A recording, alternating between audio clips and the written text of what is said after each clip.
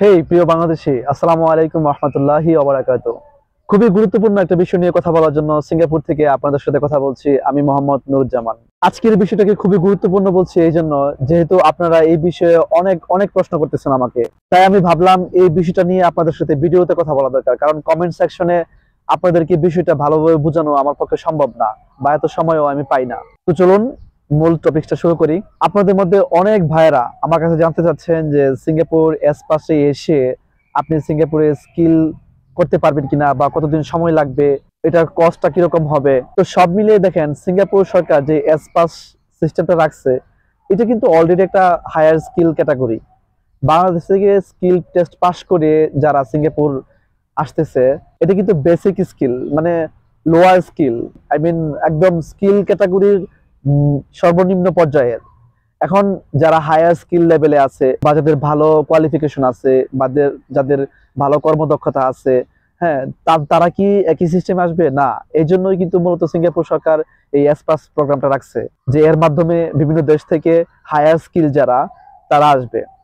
তো এখন বাংলাদেশ থেকে মূলত যেটা হইতেছে, যেহেতু স্কিল সিস্টেমে একটা জটিলতা চলে আসছে এবং একটা সিন্ডিকেট তৈরি হয়ে গেছে, সেই জন্য মূলত এজেন্সিটা করতেছে কি, যে এস পাশে তো এখন ভিসা অ্যাভেলেবেল হচ্ছে।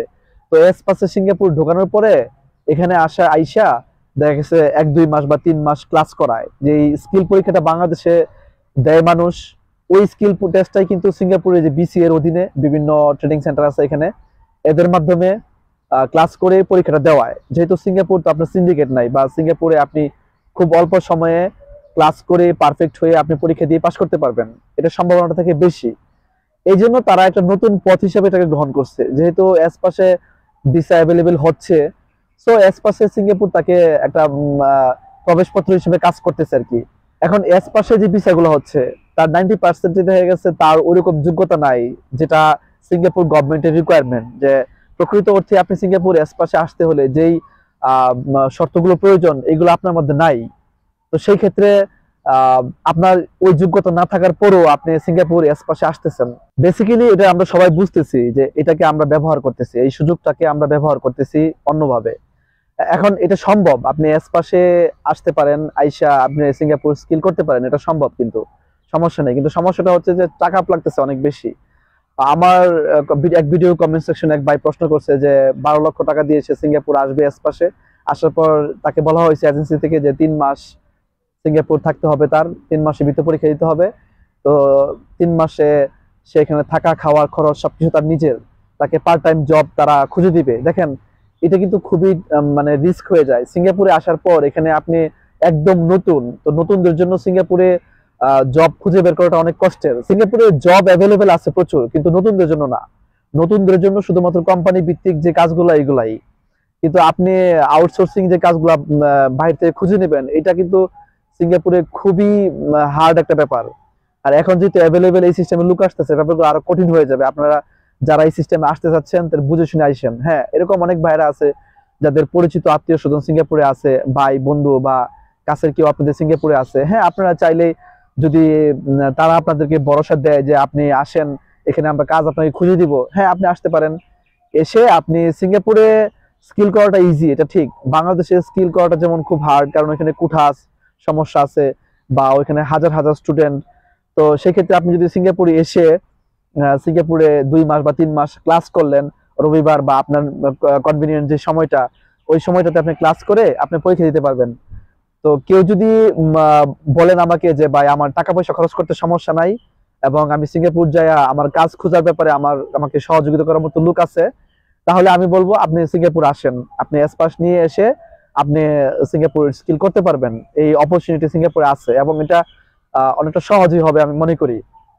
শুধু এসপাস না, আপনি আরো অনেক সিস্টেমে এসে স্কিল করতে পারেন।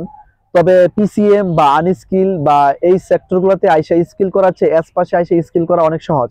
দেখেন, পিসিএম বা আনস্কিল বা গার্ডেনে এই সেক্টরগুলোতে আসলে কি হয়, কোনো না কোনো একটা কোম্পানির অধীনে আপনাকে কন্টিনিউ ডিউটি করতে হবে। তো ওই কোম্পানির মন মর্জি মতো আপনাকে থাকতে হবে। ওই কোম্পানি যদি আপনাকে সময় দেয় রবিবারে, বা এমনি আপনাকে যদি তারা আপনার মন মতো সময় দেয়, আপনি ওই সময় যায় ক্লাস করে আপনাকে স্কিল করতে হবে, যদি ব্যাপারটা অনেক হার্ড।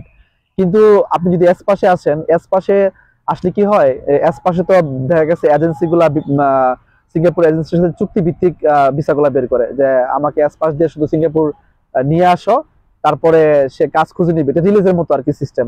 সেক্ষেত্রে কি হয় যে আপনি সুনির্দিষ্ট কোনো কোম্পানির অধীনে না, আপনি সিঙ্গাপুর আসবেন, সিঙ্গাপুরে এসে আপনি 2-3 মাস নিজের মতো থাকবেন, আপনি 2-3 মাস নিজের মতো কাজ করবেন।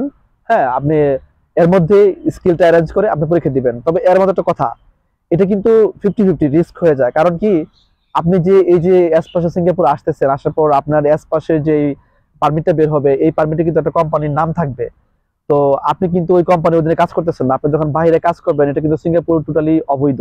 আপনি এক কোম্পানির নাম নিয়ে এসে আপনি অন্য কোম্পানিতে বা অন্য কোনো কাজ করতে পারবেন না, বা আপনি এক সেক্টরে আপনি ওয়ার্ক পারমিট বের করে নিয়ে এসে আপনি সিঙ্গাপুরে কিন্তু অন্য সেক্টরে কাজ করতে পারবেন না। এটা যেই সিস্টেমে আপনি আসেন না কেন, এটা অবৈধ। আপনি যদি এর মধ্যে ধরা পড়েন, পুলিশ যদি আপনাকে কোনোভাবে ধরতে পারে, আপনাকে কিন্তু দেশে পাঠিয়ে দিবে। পাসপোর্টে তারা আপনাকে চপ মেরে দিবে, আপনি সিঙ্গাপুরে এই পাসপোর্ট নিয়ে আর এই ফিঙ্গার নিয়ে কখনোই সিঙ্গাপুর আসতে পারবেন না। তো যারা এই সিস্টেম আসতে চাচ্ছেন, বুঝে শুনে আসবেন। আশা করি বিষয়টা আপনাদেরকে আজকে বোঝাতে পেরেছি। ভালো থাকুন, সুস্থ থাকুন, নিরাপদে থাকুন। ধন্যবাদ।